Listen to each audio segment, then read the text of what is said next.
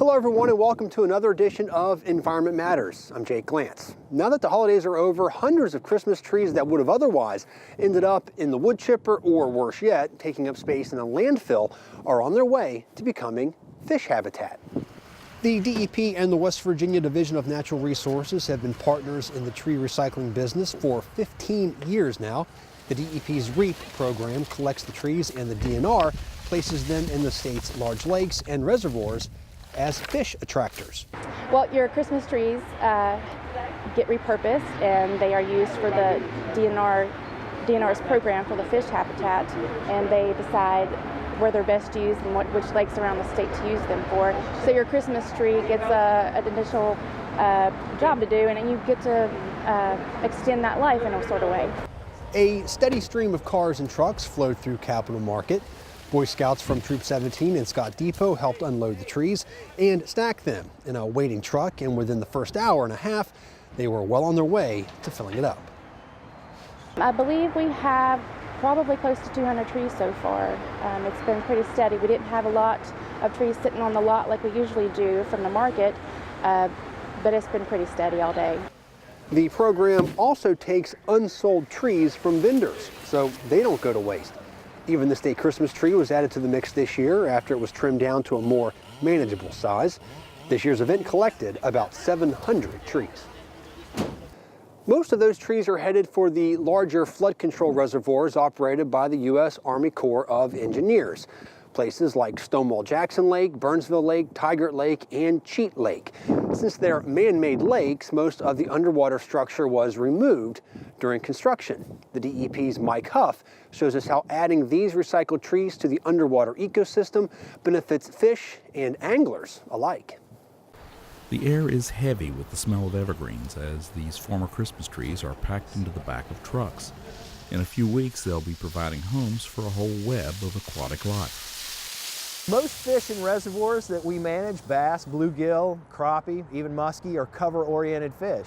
And a lot of our flood control reservoirs where these trees will be going lack that because they're mainly for flood control, and they're mainly were created so that they could fill up and drain quickly at a controlled rate.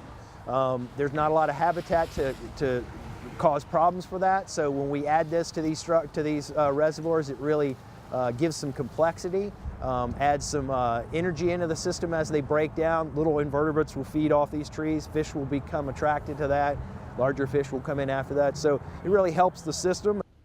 Crews secure the trees with weights, generally cinder blocks, to keep them in place and prevent them from drifting away and possibly causing problems by blocking the intakes at the dam. They also sink some trees in some of the deeper parts of the lake. Winter is a busy time for the DNR. When the lakes are drawn down to their winter pool levels, crews can place the trees along shoreline areas that would be underwater in the summer. When the lakes come back up to their normal summer pool levels, the trees will be submerged. So the reservoirs are drawn down in the wintertime to make room for the snow melt and rain that we expect throughout that time of year. And that allows us to get out into areas. We put out catfish boxes. We do lots of different work at this time of the year when the lake's down, kind of when not many people are out there. That's what we're doing at this time of the year, is to improve it and make sure that these things are there when the water's brought up in April for summer pool, for recreation, that these are there and people can fish over them. These are really, we'd say habitat, they're fish attractors, but you put enough of them out, overall, you're improving habitat in that area. You're adding complexity. You're adding places for fish to hide into, little ones to hide from predatory fish, and places for predatory fish to ambush other prey. So there's a lot going on around these areas, and the anglers target them, and they're rewarded by that.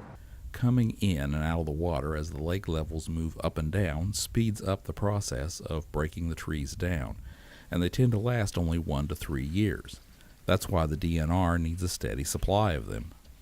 I'll be really happy if we get maybe 200 or so for each one of these reservoirs. In the past, we've gotten more. We were talking about expanding the program with some of the DEP personnel and trying to get more trees. We can always use more and expand it to other locations, other smaller impoundments. Besides these major reservoirs, any small impoundment, Chief Logan, Rock House, Barbersville Lake, different places. When we put little structures like this out, the fish will congregate. They like being around structure. And to make it easier for anglers to find those spots, the DNR plans to add their locations to its online fishing, hunting, and mapping tool. You can find it at their website, wvdnr.gov. For Environment Matters, I'm Mike Huff. The tree recycling event is held every year on the first Saturday in January at the Capitol Market in Charleston. Be sure and follow the DEP on all of our social media platforms. Besides YouTube, we're on Twitter and Facebook at DEPWV. Like, follow, and subscribe, and never miss a story. That's all for this week. For Environment Matters, I'm Jake Glantz. Thanks for watching.